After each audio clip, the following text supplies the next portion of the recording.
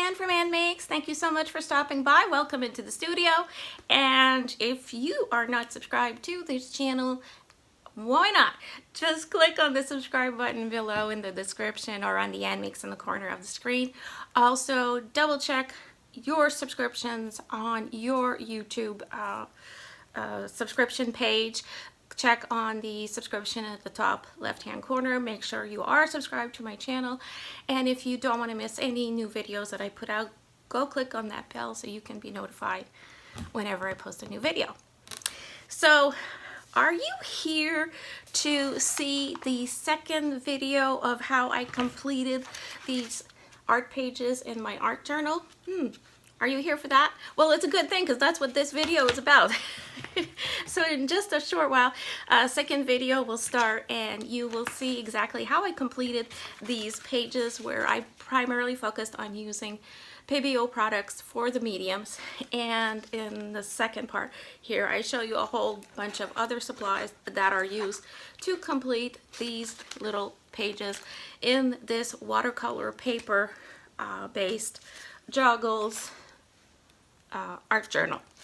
So, by the way, I will attempt to list all the products I used as much as I can on my blog post in more detail.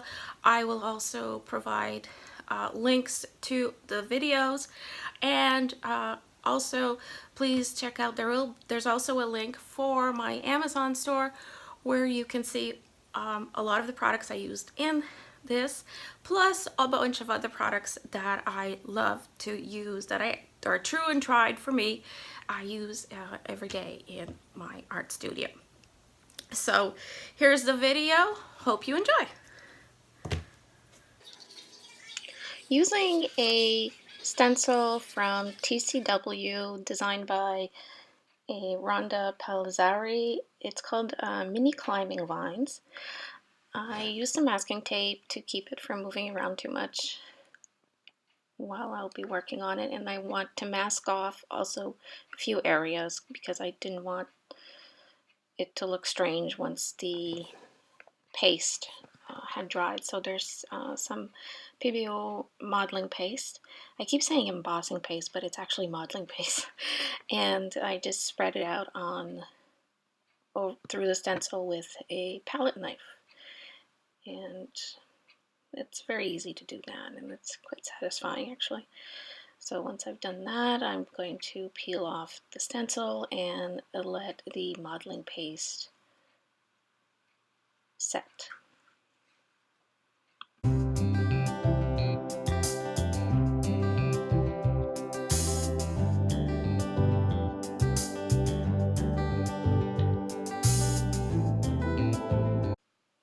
So we're moving on to the next page, and this time I'm using another stencil by Julie Faye Van Balzer, and I am spreading some yellow sand gel texture from Pebeo through the stencil, and I just thought it was appropriate to use. I just thought it made me feel like this was more like of a beach scene or something, and I just loved using this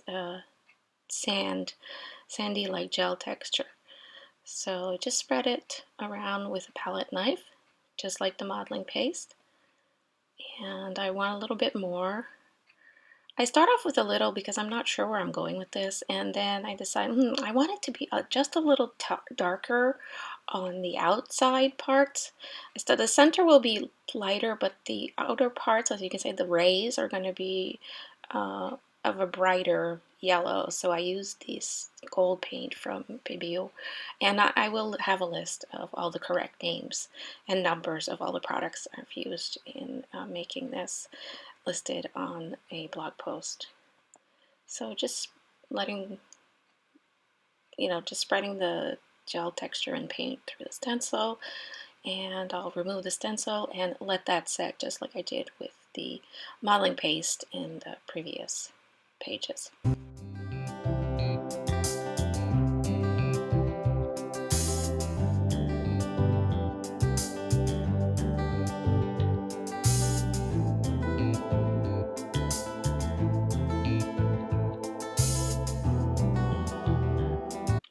Now for the really fun part. And this is often the part that takes me the longest. I want to add some embellishments to complete the project.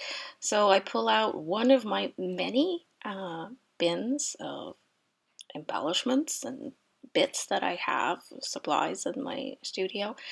And here I am going back and forth and trying different things. I'm basically auditioning lots of pieces for the center there. So there's really no really method to explain this. It's just that I'm just going for something that I will like.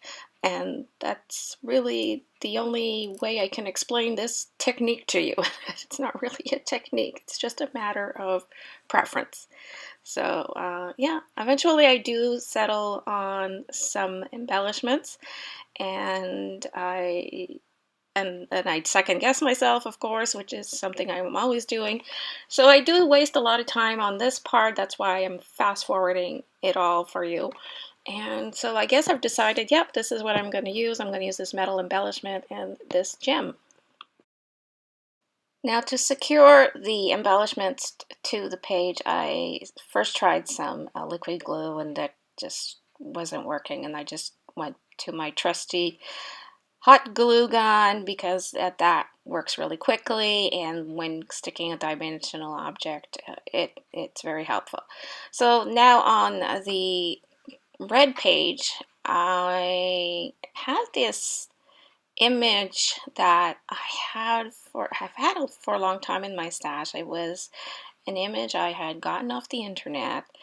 I had printed it out and cut it and distressed it with some distress inks, probably vintage photo, and I hadn't used it in my other project for some reason. I don't remember quite. It might have been the wrong size, or it didn't fit with my other project, but I kept it. I just kept it in my stash, thinking one day I'll use it, and sure enough, today's the day. And I just thought this cherub kind of looked cute, kind of tiptoeing through the the garden type of thing. So I'm just going to add my little cherub there. I'm just using some tacky glue with my finger, again, a very special technique.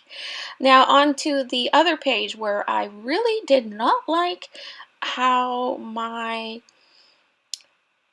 technique of using the modeling paste through the brass stencil turned out. I did something wrong when I lifted off the stencil, and I really smudged the design. So I thought, okay, I'm going to cover this up. So I decided to take some drywall tape. And this is a plastic type of drywall tape. It's new to me. It has an adhesive background, but I love the circles that it has in it. And this is something that I got from China, actually. So you can find it on Amazon. I can leave a link for that for you. So I just take some more of that blue iridescent paint from Pebeo and a sponge dauber, and I just dab through that drywall type of stencil to get those little dots, and I got lots of texture, and I really like that. So now I want to cover up the mess I made of the modeling paste and the pen. So I just take some lovely paper napkins that I got at the dollar store, and I buy napkins just for decoupage, really. I like the prints on a lot of them. So I peel back the second layer or first layer. It's a 2-layer paper napkin, so I just want one. And I decide to use some matte gel medium to adhere this kind of delicate tissue to my page. And again, I'm not being very technical here. I am just trying to cover up, that's my goal, to cover up that mess I made. And I'm just using a inexpensive stiff brush with the matte gel medium and sticking down the parts of the paper napkin.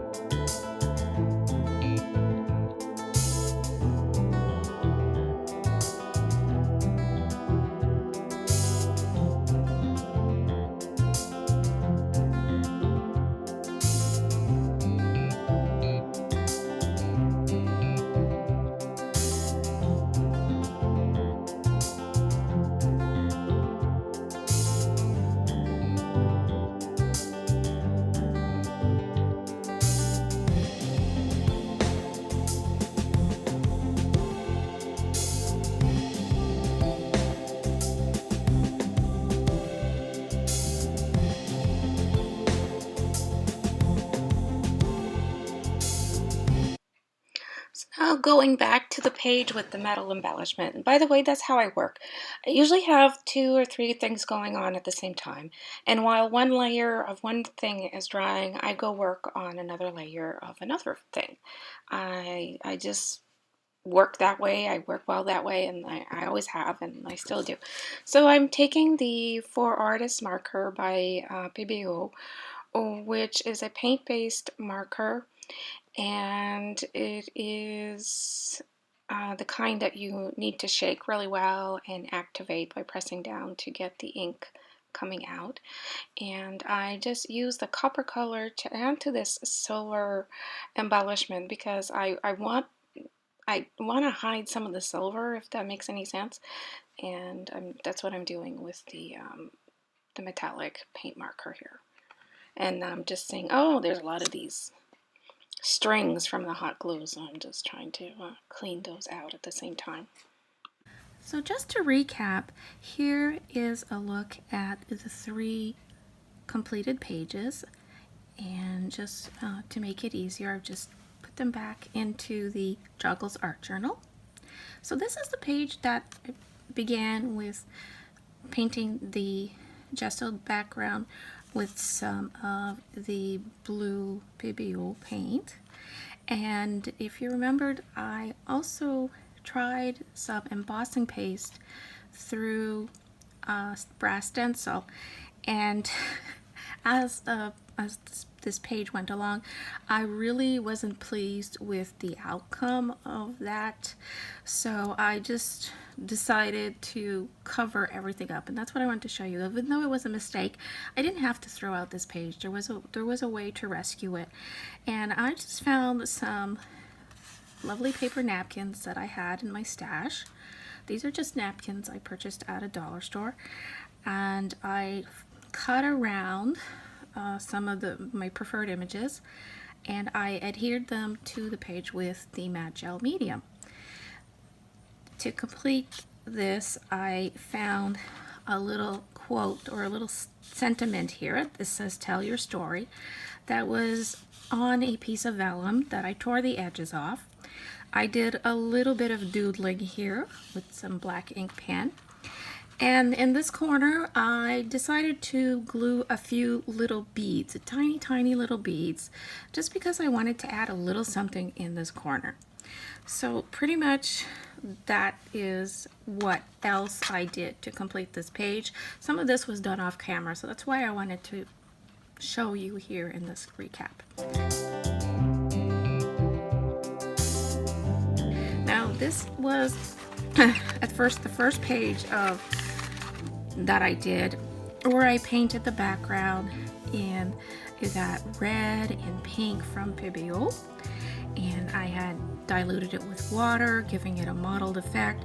I'd stamped a background with a very dry ink pad, and here I liked the effect that the embossing paste made through another stencil that I used. This time it was I think it was like a plastic stencil. And to complete the stenciling image here, which I don't have the footage of, so that's why I'm explaining it here, I just traced around every little leaf with a metallic brown gel pen. That's how I achieved this look. I wanted to kind of coordinate with this decoupaged cherub. This is a cherub that I had printed out from an image I had gotten on the internet.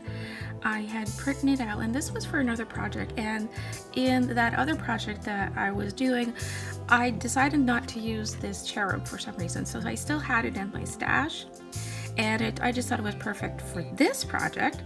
And I had already kind of distressed the image with some distress ink, so I thought it was perfect, and that's why I went in with the brown metallic gel pen here, just a regular gel pen. And here I had another little sentiment that was already made on vellum. Again, I like the torn edges, so that's what I did. And this is just some trim that I had in my stash, and I just cut it and glued it on here with some hot glue.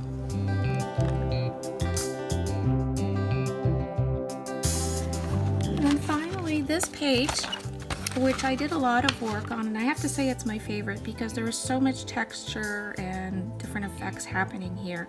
Again, the background is with the blue Pebeo paint that was watered down. There was the masking tape. At first I did the masking tape, then I did the paint. And over the masking tape I had done the special paints by Pebeo, the Fantasy Moon and the Vitrail paint. And when I added the blue, what I really liked the effect that I got here, and I left it like that. I just thought it was really kind of cool. To me it looked a little bit like the edge of a beach, like a little bit of water pooling around there. And so here you have a lot of this like browns and bronzes, and I love the texture that the tea leaves made, and they actually turned darker when I poured them onto the Fantasy Moon and Vitrail. And this is embossing paste that it was a yellow sand color, and then I decided to darken it a little bit, so it starts off pale underneath the medallion here, and it gets darker because I added some gold Pebeo paint to the embossing paste. Here I put a metal embellishment that I had in my stash again, and as the whole project was coming together, I wanted to dull down the shininess of the metal piece, so I used a 4Artist paint marker from Pebeo in a copper color, and I finished it off with a little gem embellishment that I had in my stash again. And I wanted to get off some of that little shininess again. I wanted it more distressed, so all I did is I just rubbed it back and forth with the same metallic paint marker that I used on the metal embellishment.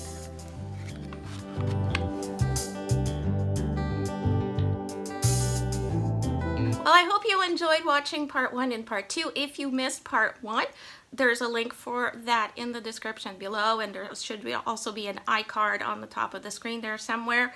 And yeah, so check out both videos. Please don't forget to subscribe if you haven't already subscribed to my channel, and click on the bell so you can be notified when I post a new video. And for more information as to the products that I used and a bit of information that I might have forgotten to show in the video, go check out my website at www.annmakes.ca. There is a blog post with the information regarding these 2 videos and the process I used in this art journal journey. So and yeah, the links of the products are there, and also a link for my Amazon store where you can see a lot of the products that I love to use every day. Thank you very much for watching. I just hope that you are inspired to be creative now, and maybe to give art journaling or mixed media a try if you've never done so.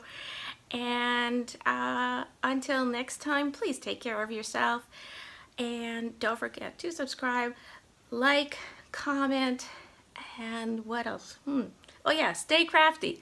Bye.